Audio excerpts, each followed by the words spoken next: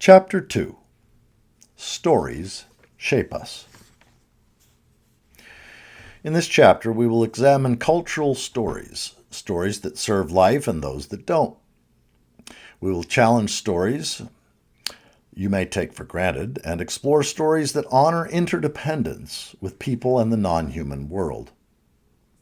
Here are the sections. The power of stories.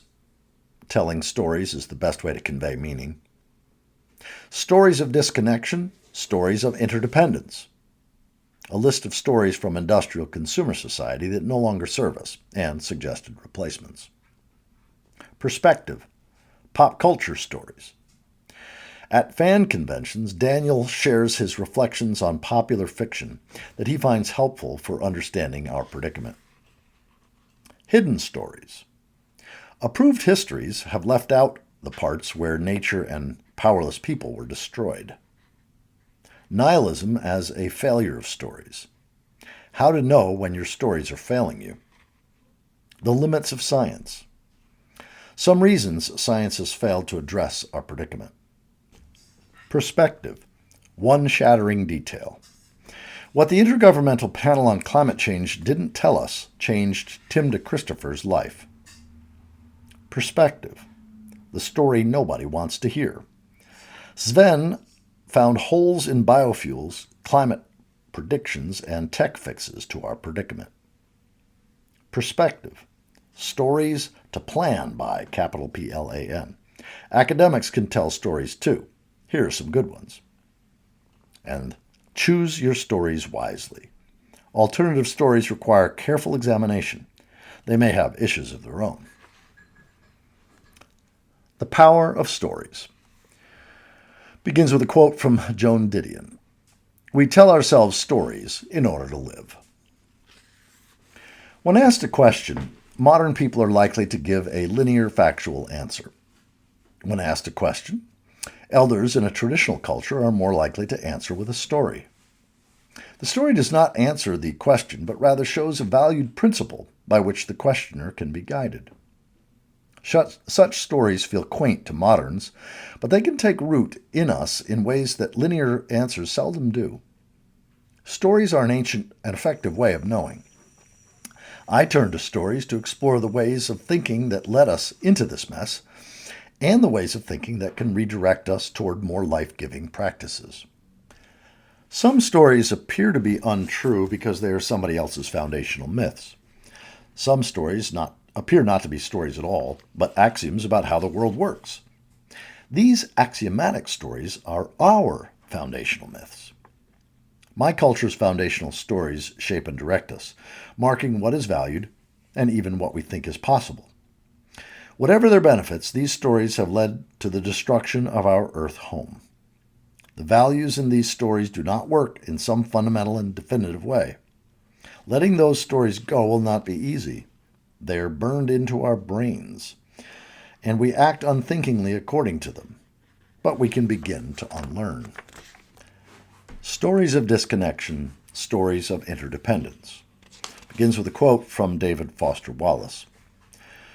There are these two young fish swimming along, and they happen to meet an older fish swimming in the other way, who nods at them and says, "Morning, boys, how's the water?" And the two young fish swim on for a bit. And then, eventually, one of them looks over to the other and says, "What the hell is water?" Certain stories have helped create our predicament. At root, they are all stories of disconnection. They describe people as isolated individuals, neither reliant upon nor responsible for our Earth home and the humans and non-humans that are part of it. Denying our interdependence with human and non-human lives and our Earth home has allowed industrial consumer society to destroy them. In this chapter, I present a few of these stories in the form of statements and principles. This bare form may not show the allure of these stories, or maybe they never were alluring, but simply part of the air we breathe. Each story has a little commentary and a proposed alternative, also in bare form. The alternative stories are all stories of interdependence. You could also call them stories of kinship, stories of belonging, stories of mutuality, stories of interbeing, or stories of reciprocity. I choose interdependence not for its poetry, sadly it has none. I would like to choose one of these other words, but my understanding of their full meaning is impoverished because of my disconnected culture. Interdependence makes it clear that we are utterly dependent on each other and the non-human world for our lives, a reality that my culture desperately needs to learn. Some stories of disconnection are spoken aloud, and some of them act in us, below the level of conscious thought.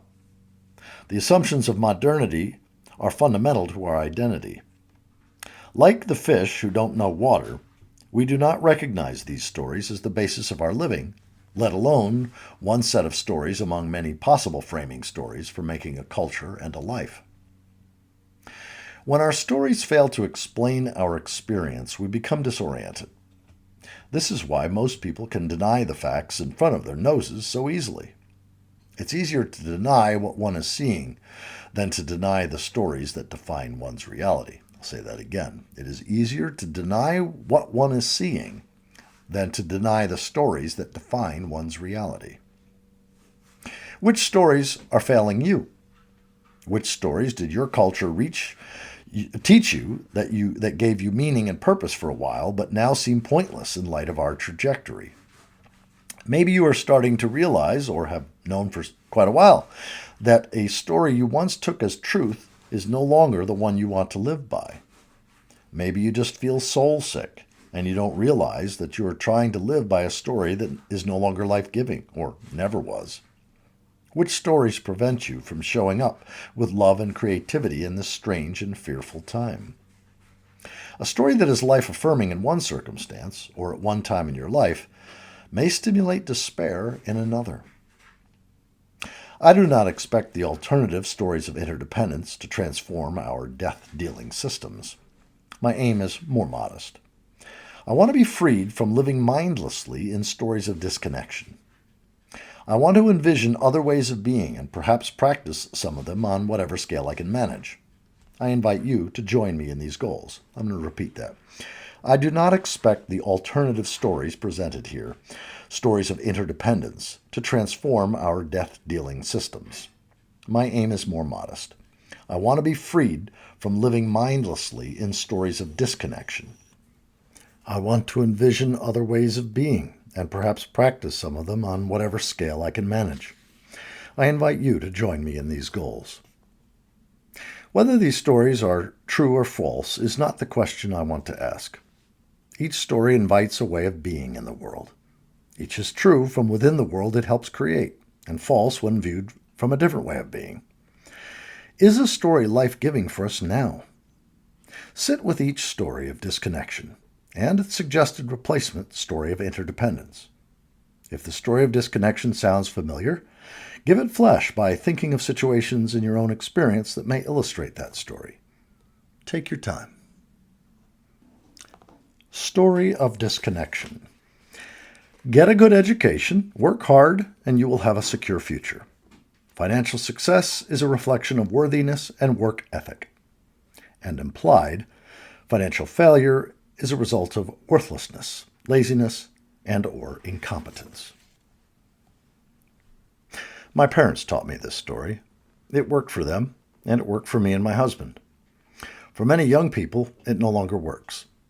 For many other people in the U.S. and around the globe, financial security was never possible. My financial security has required their low-wage jobs and expendability. Teens and young adults from privileged backgrounds are struggling frantically to try to fulfill this story. More and more of them are suffering from debilitating anxiety or depression. It's almost impossible to start a quote-unquote middle-class life. So many young people are bitter and despairing and labeled failures. Story of interdependence. We live in uncertain times. There is no route to a secure future. But your work is honorable if you are creating something, maintaining people's well-being, or serving the non-human world. You will be less burdened if you live more simply than your parents.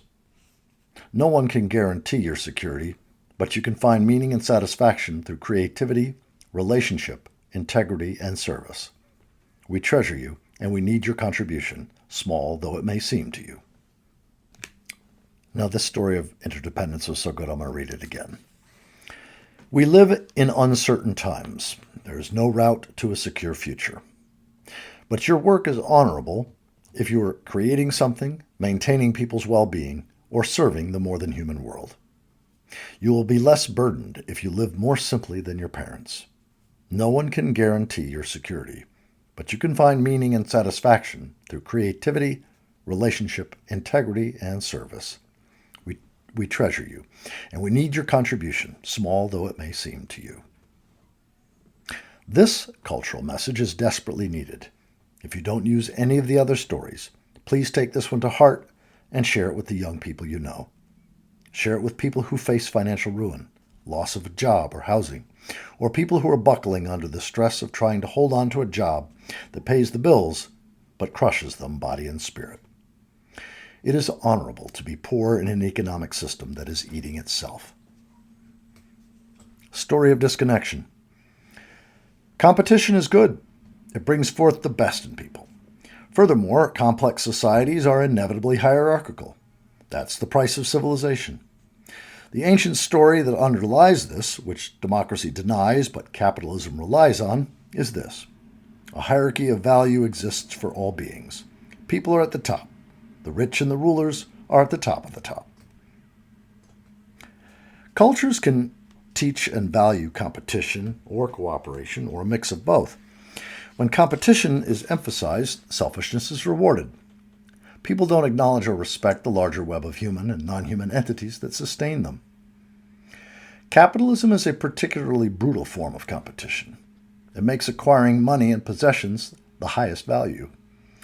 Those who accumulate the most are declared heroes, even if they are destroying lives and livelihoods in the process, with ever more extreme schemes of destruction that affect us all. Unrestrained capitalism is sociopathy, and it is celebrated in my sick culture. Story of interdependence. Exploitation and hierarchy are not inevitable parts of complex cultures. Cultures that respect and care for humans and for the non-human world must be, to a great extent, cooperative. Modern humans have a lot to learn about cooperation. David Graeber and David Wengrow have shown that many large, complex, ancient cultures have not been as hierarchical as researchers assumed. Cooperation is usually the practice of communities that recognize their interconnectedness and reliance on one another. Such communities are often labeled poor by researchers because they do not hoard, and they exert social pressure on anyone who takes more than their share. They do not require the existence of a losing lower class beneath them to support their winning. They prioritize relationships. By practicing mutual aid, they are often able to insulate each other from suffering caused by a personal loss or lack of sustenance. Many remaining traditional cultures fit this description, as do some marginalized communities within industrialized settings. Mutual aid and all work that does not get paid do not show up in measurements of wages or GDP, so perhaps these people are not as poor as they appear. Story of disconnection. Growth is good and necessary. We need jobs. We need healthy retirement accounts. More is better. More stuff, more status, more wealth, more bargains at the big box store, more airplane trips and exciting experiences, more and longer life, and settling for less is failure. In 1972, some very smart people who called themselves the Club of Rome projected when the growth of industrial consumer society might hit the hard resource limits of our Earth home. In the 50 years since, these projections have stayed more or less on track, with the additional complication of climate chaos destroying things faster than expected. Using our Earth home like a warehouse store was never going to work. Story of interdependence. Limits are real and must be respected. More is not intrinsically better, and less is not failure. This is a story we do well to embrace, so that we can face a future that contains inevitable loss. Living with less is not failure. It is a vital part of respecting the limits of the non-human world. At the individual, community, or governmental level, living well with less is better done by planning and managing a transition to a simpler way of life, rather than by using everything up and then scrambling to survive. People embracing this story say, collapse now and avoid the rush, as John Michael Greer wrote in one of his books. Audio narrator's note, Michael Dowd speaking. I recorded the entirety of John Michael Greer's book by that title, Collapse Now and Avoid the Rush, and posted it freely available up on SoundCloud. Story of disconnection. Independence is a virtue, especially financial independence. Don't be reliant on others if you don't have to. Independence is an illusion. What independence and not reliant on others mean in practice is procuring enough money to insulate yourself from direct interaction with those who provide you with what you need to live. I'll say that again. Independence is an illusion. What independence and not reliant on others mean in practice is procuring enough money to insulate yourself from direct interaction with those who provide you with what you need to live. Modern industrial living means entanglement in a vast web of long supply chains, including shippers, miners, manufacturers, low-wage workers with few rights, and the systematic destruction of our Earth home. Only through the application of money and the destruction of the non-human world at a vast scale do we keep this web invisible and producing what we use to live comfortably. In other words, declaring yourself independent of limits comes at the cost of somebody else's abuse and bondage. And now the damage begins to encroach on those who believe they are independent. Story of interdependence. Life is always interdependent. Only by recognizing the reciprocal relationships that sustain us can we begin to live in ways that would preserve our Earth home instead of undermining it, if that is still possible. Let me be clear that I don't know how to honor reciprocal relationships instead of just paying money for things. For me, it is an aspirational goal. But that goal certainly invites me to engage the world differently. I have realized that if I attend to all of the things I consume in daily life, I would trace a web with thousands of strands touching the lives of workers and places I will never visit. This interdependence complicates and enriches life. Relationships do that. Story of disconnection. Progress is good. Oh, how I have loved this story. It celebrates all the wonders of modern science and technology. Only now am I starting to understand the costs, and I never understood that traditional cultures have wonders of their own. Story of interdependence. Progress is a mixed bag. Right now, progress is killing us.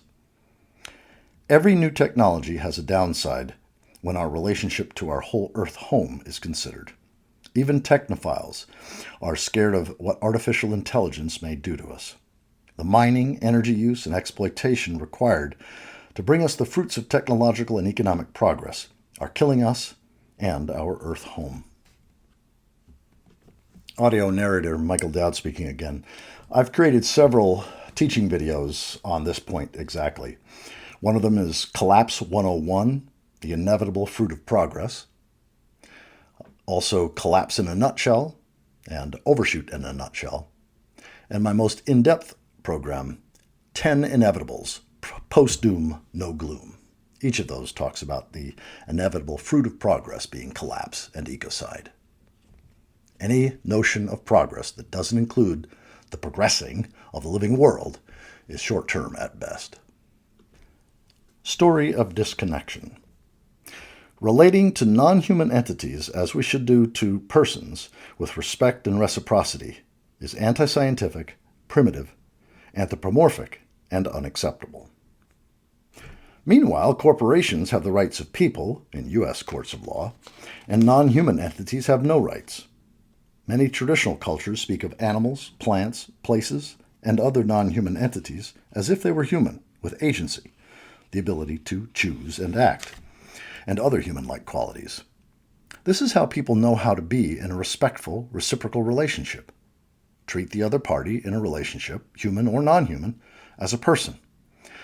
People skilled at two-way relationships with the non-human world have traditionally been seen as wisdom carriers, whether for healing arts, rituals to convey identity and meaning, procuring food successfully and sustainably, or planning for the future. To proclaim the non-human world inert and valued only for study or exploitation requires suppressing these kinds of respectful relationships and the people who rely on them. So moderns have dismissed or ridiculed these relationships.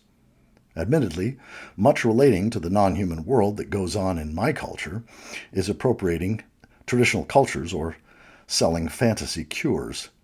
We no longer have reliable wisdom keepers to instruct us or hold us accountable for these relationships. We have much to learn. Story of interdependence. Cultivating respectful and reciprocal relationships with the non-human world is a way to live with integrity and respect for our Earth home. Let's try it, even if we feel silly. A surprising number of people I know have ongoing mutual relationships with trees and forests and animals and special places. They just don't talk about it openly. That's not allowed. I invite you to experiment and keep an open mind about ways to be in relationship with the non-human world. I listen with wonder at the lore of traditional peoples that assume intimate and impactful relationships with non-human entities. The rights of nature legal movement is another hopeful approach. Practicing spiritualities that honor non-human entities is another approach. More approaches will appear if we don't censor them. Okay, Michael Dowd, speaking again.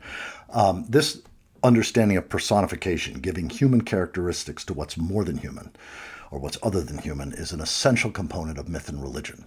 James Hillman built an entire career on that notion, and many of my videos, such as the one I just mentioned, 10 Inevitables, goes into this in some depth. Story of disconnection. Food is fuel, nutrition, and entertainment. It comes from the grocery store. How it comes mostly does not concern us, but please tell us a nice story about an organic farm somewhere. Develop a taste for exotic things. It's fun. How incredibly privileged I am to have been able to take this attitude toward food. Story of interdependence. Food is life. All food is or was alive, sacrificed in order for us to live. Treat those lives with reverence and protect them so that they will continue to enable us to live. Grow your food, or know who grows your food, and support those people. Support the soil, the pollinators, the watershed, and the seed stock. Growing a garden teaches the interdependence of life. As crops fail due to climate and social disruption, and supply chains wobble in response to political disruptions and fuel prices, having a garden also means contributing to human life in a real way. Story of disconnection. Death is bad and wrong, and should be postponed by any means, hidden, and where possible, avoided. While death has always challenged humans, our success in avoiding facing it is a modern turn, tied up in the capitalist story of unending growth, and in the overinflated egos of people who are used to getting what they want most of the time at any expense. Our avoidance also comes from being out of touch with the non-human world, where death and the signs of death are normal. We insulate ourselves further from the reality of death by outsourcing the care of our dead and dying loved ones. This story of death being bad and wrong generates a lot of fear and leaves dying people more alone than they should be. Given our uncertain future, we would do well to change that. Audio editor Michael Dowd again speaking. I apologize for continually adding my stuff here, but Connie and I, my wife and I, have a main website, thegreatstory.org. That's thegreatstory.org. And if you click on the death programs, you'll see it's an entire portal of a sacred science, evidential, meaningful approach to death at all levels. There's just tons of great stuff there. Story of interdependence. Death is normal and an inevitable part of life. And that's what the programs on the death page talk about. By respecting and caring for those who are dying, considering and discussing our own death, and remembering and honoring the dead, we are better equipped to face an uncertain future. We can normalize grief and loss, honoring them as part of the human condition, neither shameful nor wrong. We can better accept the decline and ending of human systems. This acceptance will spare us much panic and despair in times of unraveling. Industrial consumer society is built on stories of disconnection. These stories create their own inertia, whether or not we still believe in them. But we can breathe life into stories of interdependence by telling them repeatedly, reflecting on them, and exploring ways to live them. Stories of interdependence can take root and live in our imaginations, shifting our values and our actions. This is just a sampling of the kinds of cultural stories that may frame our thoughts and our actions, along with possible alternative stories. You can probably think of more. What would you add? Which stories are failing you? And which stories might replace them? Perspective. Pop culture stories. Daniel lives in suburban Southern California, a wellspring of pop culture in TV and movies. He works as a writer. He came to realize our predicament when U.S. politics took an authoritarian turn under Trump. He loves to watch and read imaginative fiction. He uses some of these pop culture stories to invite people to explore issues related to collapse at thisistheend.net. That's thisistheend.net. Daniel longs to wake people up to the reality of collapse. He knows he can't just announce it to his friends that we're screwed and here's why. So he started a podcast using pop culture fiction, movies, TV shows, books, comics, and video games, as a way of messaging that meets people where they are and invites them to think about facets of our predicament. Future fiction and fictional alternative realities have long presented visions of possible futures and perspectives on current realities. Pop culture conventions are comfortable settings for Daniel, so he also uses them as platforms to share his perspective. He speaks on panels, using fantasy elements of pop media as launching points to talk about real issues, environmental, racial, political, and social. At the 2022 Los Angeles Comic Convention, he spoke on a panel entitled Zombies, Blips, and the Apocalypse: Why Write Stories About Disruptions? One year at WonderCon in Anaheim, California, he discussed the time travel movie Tenet. This movie imagines the result of climate collapse, including class struggle and generational struggle. Through it, he gently addresses the existential angst and rage that many young people feel today when facing the future. Another year, he discussed the film and TV series Snowpiercer. He points out that its portrayal of how different economic classes are treated in disasters should give us pause. He challenged the audience to consider how economic inequality makes any kind of collapse a very unequally distributed experience. Pop culture stories invite emotional resonance and imaginative reflection. They offer opportunities for conversation and engagement on different topics in a way that can feel less threatening than direct pronouncements or predictions about the future. Hidden stories. A quote from Bayo Akamalafi. To attempt to understand the world is to simultaneously re-world the world. It is to change it. There is no place to stand from which we might gain a privileged view of things. Looking is intervening. Our history is the stories we tell ourselves about ourselves. Our identity is based on those stories. That is why the teaching of history is such a loaded topic in the U.S. today.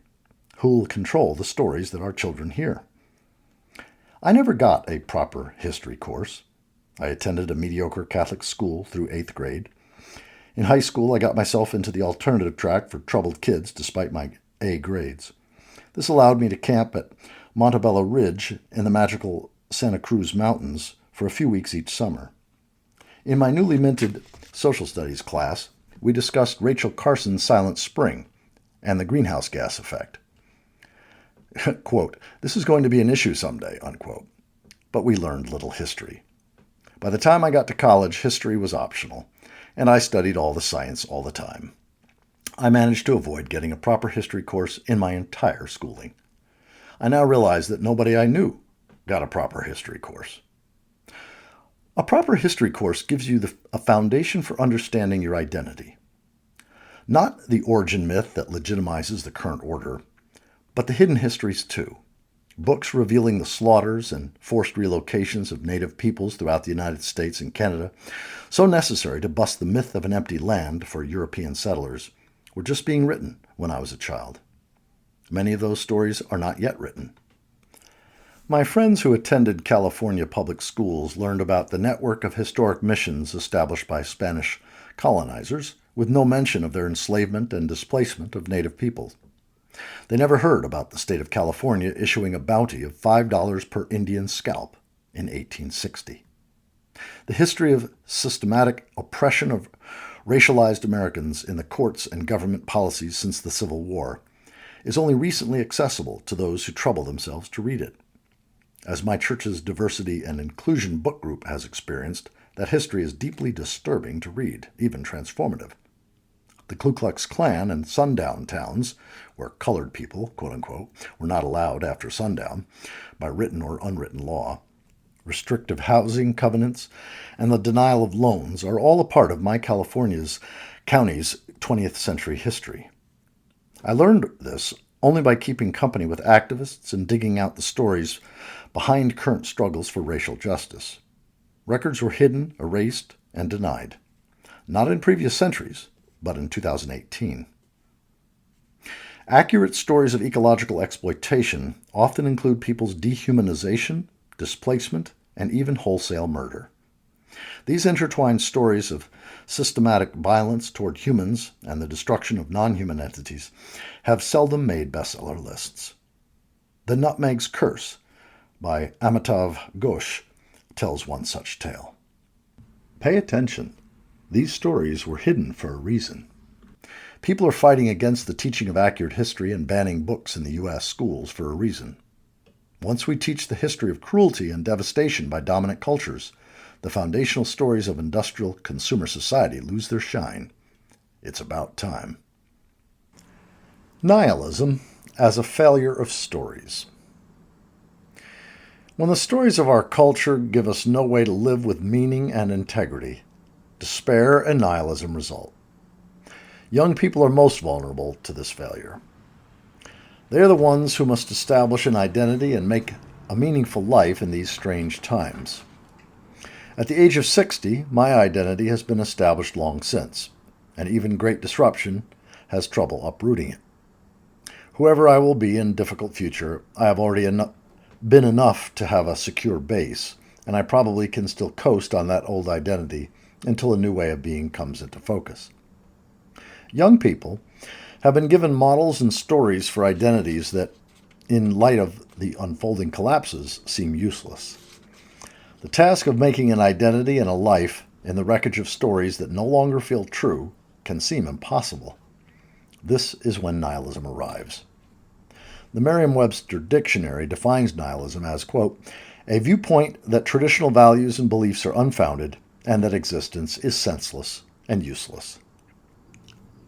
Lucas has lived around the United States. He's 24 years old. He's passionate about immersing himself in nature. He spent the better part of a year outside, quote-unquote, living in the backcountry, sleeping in his car or camping. He can't help but worry whether going outside is going to be available to him in the later years of his life. He recognizes that the world is swiftly changing and that outside might soon become something inhospitable. So he tries to just be outside as much as he can. Reflecting on our predicament, he said, quote, I get scared because I'm pretty young. I have most of my life ahead of me, and I'm recognizing that things are falling apart now. They have started to fall apart, and they will most likely continue to fall apart. I struggle with wanting to be optimistic about not only my future, but the future of my friends, colleagues, peers in the globe. I feel I have a healthy dash of nihilism in a way that I interact with the world. That dash of nihilism, I think, it helps us wake me up, unquote. Lucas has started training to become an emergency medical technician. In that way, he hopes to be useful in hard times. That choice is a source of meaning for him. I asked him to say more about nihilism. It seems he doesn't want more than a dash. Quote, I had the idea that nothing matters and nothing that I do will enact change in any meaningful way, global change. I definitely can impact the way people are feeling. Being in relationship with people definitely helps. And I see the benefits of doing things that I like and enjoying what I have access to, and living my life as I feel meets my needs, but ultimately, I don't feel like any of that matters, unquote. Can you spot the assumptions in Lucas's reflection that led him to nihilism? Quote, I had the idea that nothing matters and nothing that I do will enact change in any meaningful way, global change, unquote. What an unbearable burden my culture has forced upon this young man, to lead him to believe that unless he bears responsibility for the whole globe, nothing he does matters. You can save the world is a failed story, and it causes harm. Nihilism is a valuable signal that the story you've lived by is failing you. I'll say it again. Nihilism is a valuable signal that a story you've been living by is failing you. Only don't collect more of that than a dash. Lucas and other young people need different stories about how to live and how to be of service than the ones that they grew up with. When there's no saving the world, what remains? We can experience with different ways of being in the world than the ones we grew up with. Ways that emphasize belonging, humility, reverence, and service. Ways that respect our earth home. No need to get it right. At this point, I don't know what right is. But learning, caring, and serving are always great starting places to explore new identities and new ways of being. The limits of science. Quote from Upton Sinclair. It is difficult to get a man to understand something when his salary depends on his not understanding it. Science tells stories too. The stories of modern science have enchanted me and it haunted me. Science stories have often been presented as objective, inarguable fact, and as sufficient knowledge for wise decision-making. But the stories modern science tells are at best incomplete. They do not account for things we value and cannot measure. They often make unsupported generalizations about complex systems. Finally, they have often been used to legitimate exploitation of the non-human world and to serve human greed. My dad was a physicist. I carried on his love of science with a PhD in chemistry, and I held his belief that science could reliably explain how the world worked. For many years, I imagined that science and technology would find a way out of the climate chaos. More recently, I've been deeply disappointed at the failure of scientific researchers to tell accurate and complete stories about the state of the planet and the trade-offs and limitations of their proposed technological fixes. As a small child, I asked my dad what physicists do. He answered, physicists measure things. What things? Hard to measure things. In his postdoctoral research, he measured the Fermi surface of the element beryllium, a contribution to basic science in the form of an obscure but beautiful six-fold three-dimensional figure. Later, I remembered watching Dad leave on business trips to the Nevada desert. He would come home aching and exhausted from stacking lead bricks in tunnels. He had been measuring the temperatures of underground nuclear explosions. Stacked in the hall closet of my childhood home were mementos of those tests, each a certificate on a sheet of paper with a whimsical name and date. Were they meant as awards to my dad for his service? So many certificates. Not until I started college did I confront him in my anti-war righteousness. I demanded to know why he had participated in the testing of nuclear bombs. In a defensive voice, he replied, "To feed my family." So it is that science sometimes leaves important measurements out of the equation, measures of human priorities and impacts beyond the laboratory. Parenthetical note from Michael Dowd.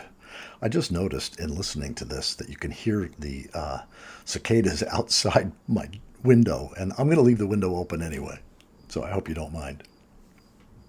Apart from who's paying whom, stories grounded in scientific hypotheses often fail to serve us because we lack important data. We extrapolate what we know, or think we know, to complex systems that don't fit our simple models. Our Earth home is dizzyingly complex, and our scientific knowledge is far more limited than we would like to believe. Here are a few practical examples of this reality. Long years ago, when my husband Scott and I were setting up at home together, he warned me not to use my trusty wooden cutting board to cut raw meat. He instructed me to use the ugly plastic cutting board I detested. Its non-porous surface would not absorb meat juices. It would be less likely to harbor the dangerous germs that raw meat can spread. I had been happy not to know what I didn't know and to take my chances. Back then I had a robust digestive tract, but I agreed to his request. Years later, a study was published that proved him wrong. Wooden boards made of 9 different species of wood all retained fewer dangerous bacteria after cutting meat than plastic boards. Scott had inferred that porous wooden surfaces harbor harmful bacteria more than plastic. That inference was incorrect. Choosing safe cutting board is a simple instance of a complex and vexing question. How do we know what we know? Is what we know the best way of describing reality as it is? Or is it just our best guess, given certain assumptions? Are we able to recognize and test our assumptions? Are our assumptions even testable? Here's another example. How many layers of cardboard mulch for how long are required to kill a suburban lawn so that it can be replanted with food plants or drought-tolerant plants and be free of seeds and roots from the former inhabitants? This question comes up frequently in my community.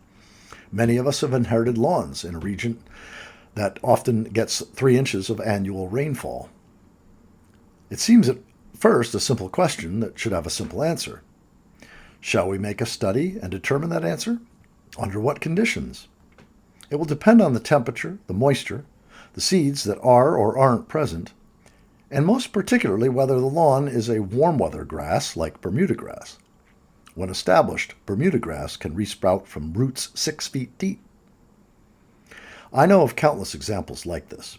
A good part of what we call science is actually opinion, supported by too few observations and too many inferences. We often don't know what we don't know. And some traditional lore is science, the result of long years or even generations of observing and testing. Perspective. One shattering detail. Tim DeChristopher, sometimes known as Bitter 70, is an environmental activist, critic of the mainstream environmental movement, and co-founder of the nonprofits Peaceful Uprising and the Climate Disobedience Center, both dedicated to creating livable futures for empowering nonviolent action. An experience he had in 2008 at the age of 27 changed his life. These are his words from a 2011 interview in Orion magazine. Quote, I met Terry Root, one of the lead authors of the IPCC, the Intergovernmental Panel on Climate Change, report, at the Stenger Symposium at the University of Utah. She presented all the IPCC data, and I went up to her afterwards and said, that graph that you showed with the possible emission scenarios at the 21st century, it looked like the best case scenario was that the carbon peaked around 2030 and started to come back down. She said, yeah, that's right. I said, but didn't the report that you guys just put out say that if we didn't peak by 2015 and then start coming back down, that we were pretty much all screwed, that we wouldn't even recognize the planet? And she said, yeah, that's right. I said, so what am I missing? It seems like you guys are saying there's no way we can make it. She said, you're not missing anything. There are things that we could have done in the 1980s. There are some things that we could have done in the 1990s, but it's probably too late to avoid any of the worst-case scenarios that we're talking about, unquote. She literally put her hand on my shoulder and said, I am sorry my generation failed yours. That was shattering to me. I said, you just gave a speech to 400 people, and you didn't say anything like that. Why aren't you telling people this? And she said, oh, I don't want to scare people into paralysis. I feel like if I told the truth, people would just give up. I talked to her a couple of years later, and she's still not telling people the truth, unquote. Perspective. The story nobody wants to hear. Bioenergetics researcher Sven de Kosmecker lives in Germany. He studied the energetics of photosynthesis for his PhD project at Imperial College in London. He hoped to find new solar energy sources that could work like photosynthesis. He thought that if nature does it that way, why can't we do it that way as well? Instead, he discovered serious structural limitations of climate-related science that he did not expect. Sven researched photosystem II, the protein complex within green plants that harvests sunlight. Photosystem II is ultimately responsible for growing plants and plant-derived fuels, biofuels, and every biologically based energy generation scheme. He and his collaborators quickly built up knowledge and tools to test claims about the energetics of all kinds of processes. From early on, he realized that the dramatic claims being made at the time about biofuel production from algae were suspect. Quote, "We're going to be pumping oil back into the wells with all the biofuels we're producing?" He knew that microorganisms in use were not up to the job. The whole system of research, he began to realize, was set up to invite such unrealistic claims. The scientific researcher must continue a hopeful narrative to get the next grant funded. Quote, "We only need 10 more years of research money, and then we'll find great solutions that will save the planet." Unquote. Every grant or paper that scientists write is required to contain an impact statement. By progressing in this research, we can solve humanity's problems. Because he and his collaborators were always coming in behind with the energy balance calculations and realizing, no, that doesn't work. The energetics don't work.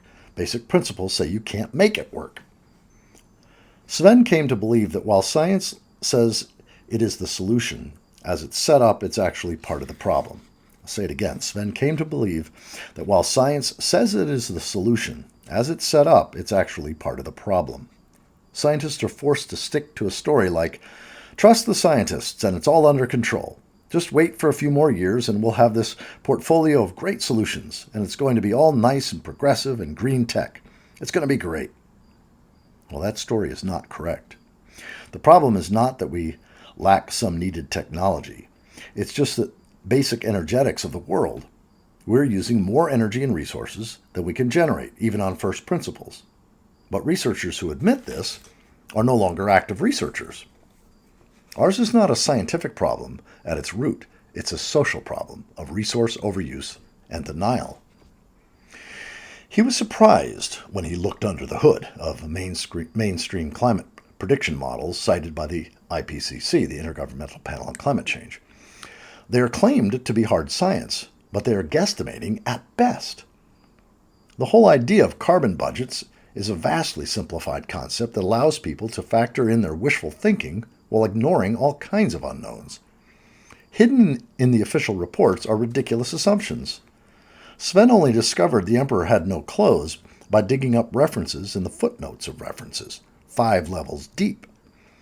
Dramatically important factors are just left out of the predictions of global warming because we don't know how global warming works.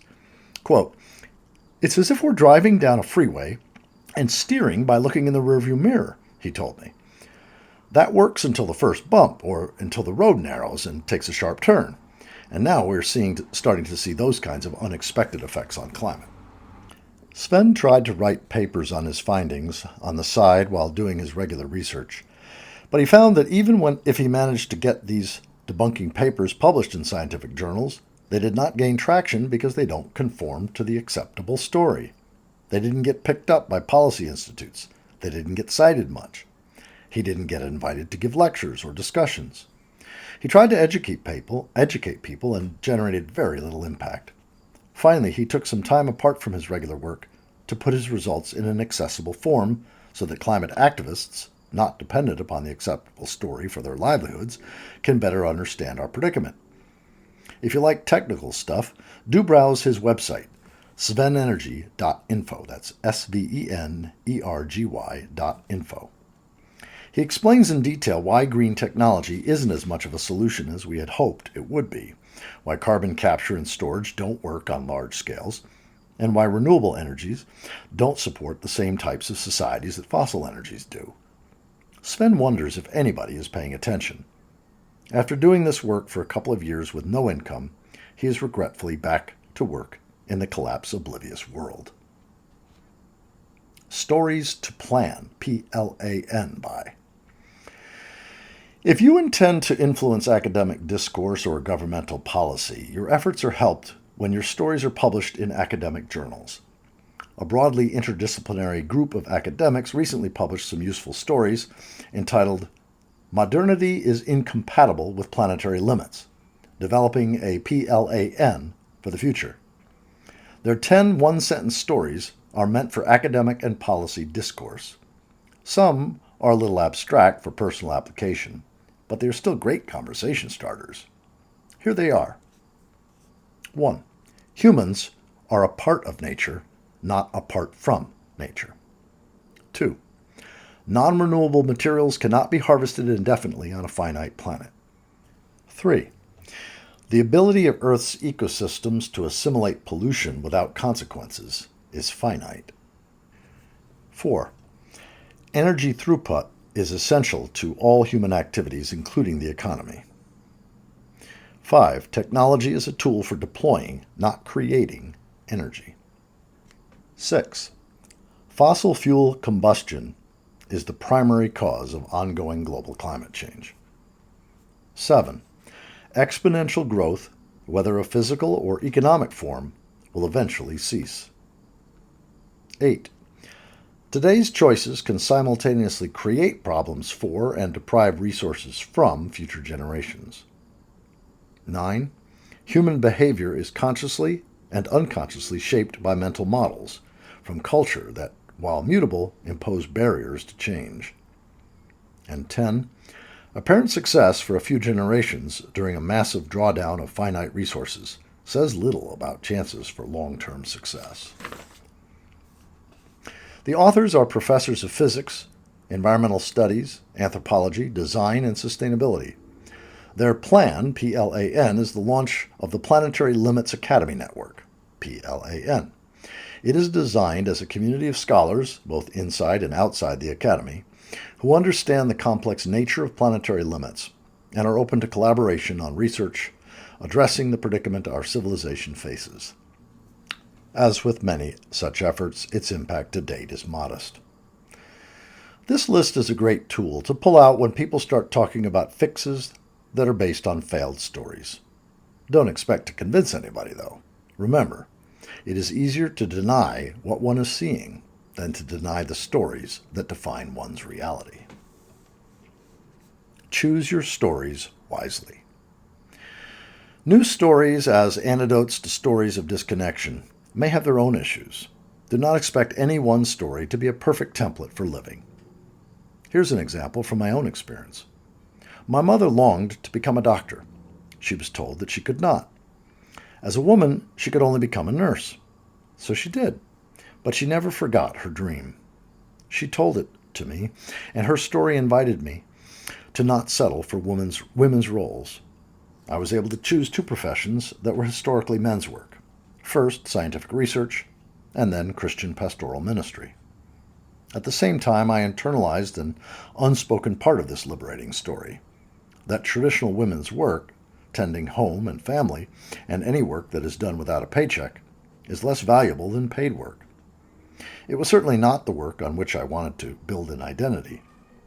My husband Scott and I had a standing joke for years that we needed a housewife, meaning someone to do the work that was essential for our feeding, comfort, child rearing, home management, and managing our schedules.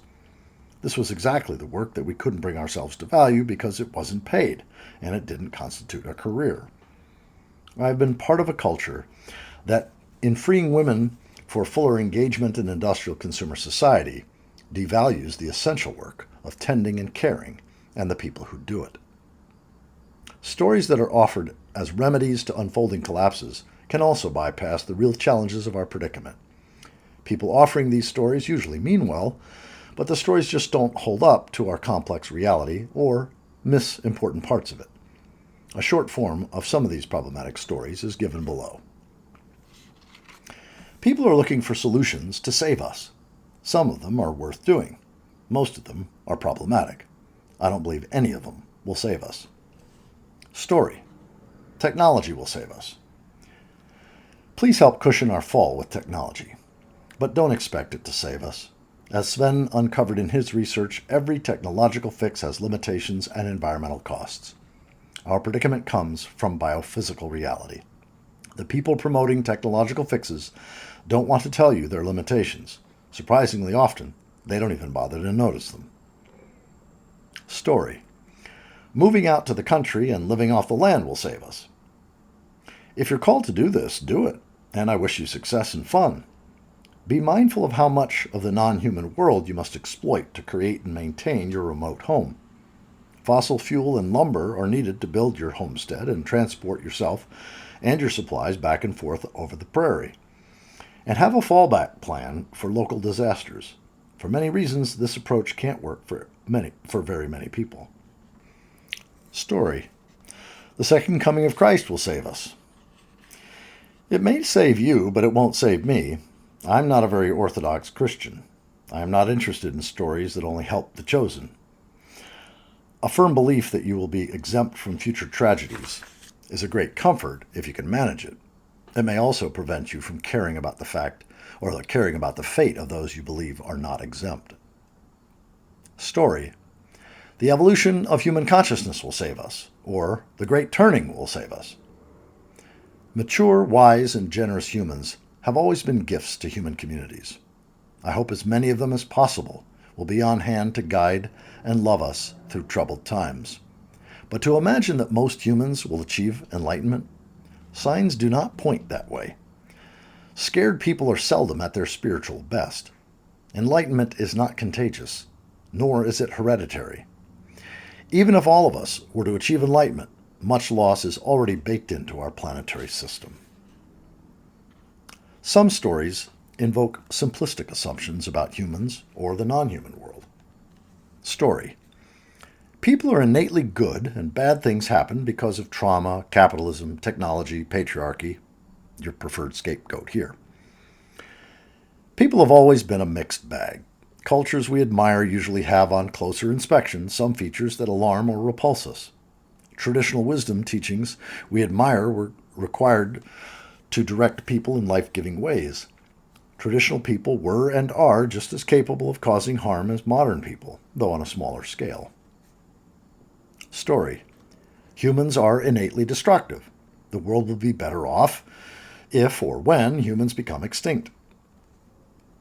People have lived in sustainable relationships with the non-human world at various times and places. In other times and places, we have not. Perhaps we will again. First Nation author and literature professor Stan Rushworth responded to this story as follows, quote, I hear a lot of people saying, well, Mother Earth would be better off without us. That's like saying Mom's going to be better off without her kids. Story. Nature is fundamentally good, or was until we came along and screwed it all up. The non-human world is amazing and complex. We may judge it as good, but natural disasters, diseases, predators, and poisons have always afflicted humanity. We are not the first creatures to create a planetary extinction event. Story. Things were better before modernity.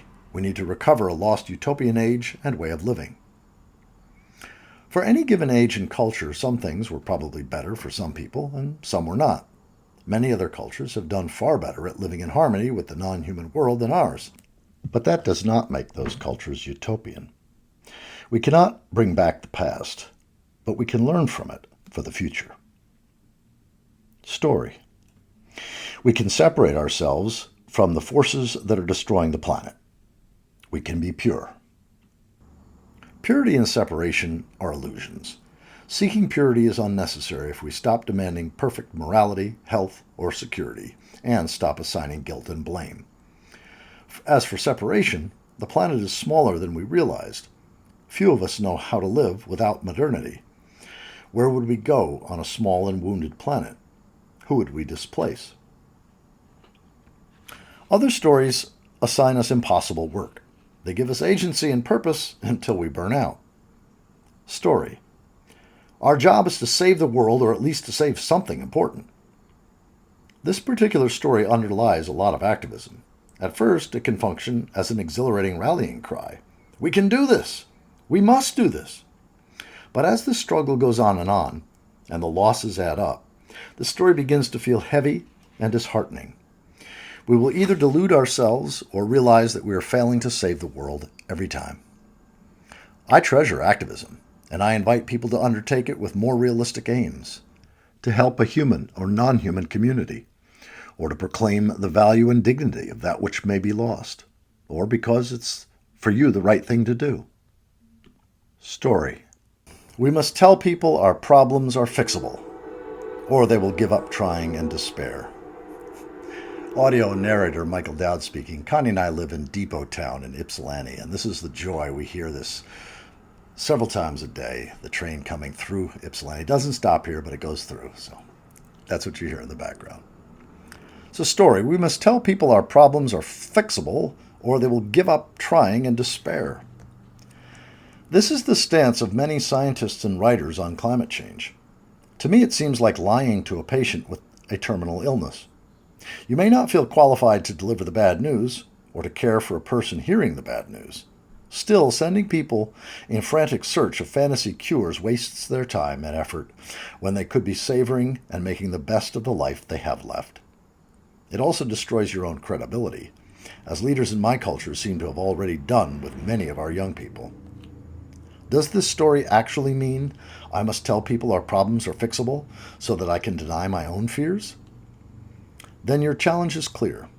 Begin the work of facing your fears.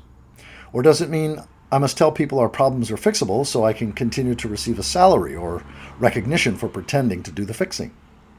Then your dilemma is clear. You must find a way to work with integrity. When we mean well and see no way to live with meaning and integrity, be assured we are caught in a failing story. I'll say that again. When we mean well and see no way to live with meaning and integrity, be assured we are caught in a failing story.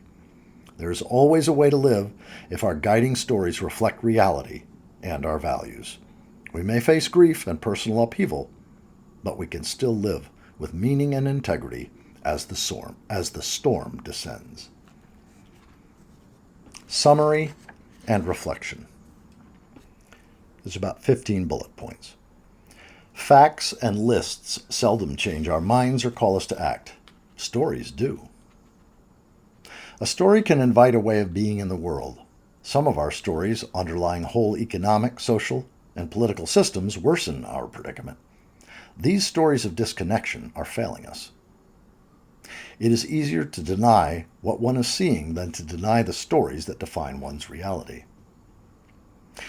If we want to live differently than the dominant culture, we will need to claim different stories. I have offered an assortment of stories of disconnection that I believe are failing us, and stories of interdependence that might take their place. How do these stories land for you? What stories would you add? As Daniel shows us, pop culture stories can be imaginative invitations to expand people's understanding of our predicament. People are avoiding accurate stories, historical accounts of colonialism and racism, and banning books in U.S. schools for a reason. Once we know these stories of cruelty and devastation, we tarnish the shining foundational stories of industrial consumer society. We can no longer claim unalloyed virtue for that way of life. Nihilism is a sign that a story that you've taken to heart is failing you. You Can Save the World is a failed story. Young people are being asked to make an identity and a life in the wreckage of stories that no longer feel true, so they are especially vulnerable to nihilism. The stories that science tells may seem like objective facts, but much of modern science is actually inference or is warped by the constraints under which scientists can receive funding and publication. Scientific findings that don't conform to cultural stories of progress and fixing the environment seldom get funded, published, or discussed. Sven discovered that on first principles, most of the climate and energy fixes being researched can't work at scale. But nobody wants to hear this, not even scientists. As Tim DeChristopher learned, scientists can relay facts without telling the truth. The IPCC, Intergovernmental Panel on Climate Change, has been doing this for at least 15 years now. Alternative stories, meant as antidotes to stories of disconnection, may have their own issues. Please choose your stories wisely. When we mean well and see no way of making a life of meaning and integrity, be assured we are caught in a failing story. There is always a way to live well. Find a story that offers you a way to live well.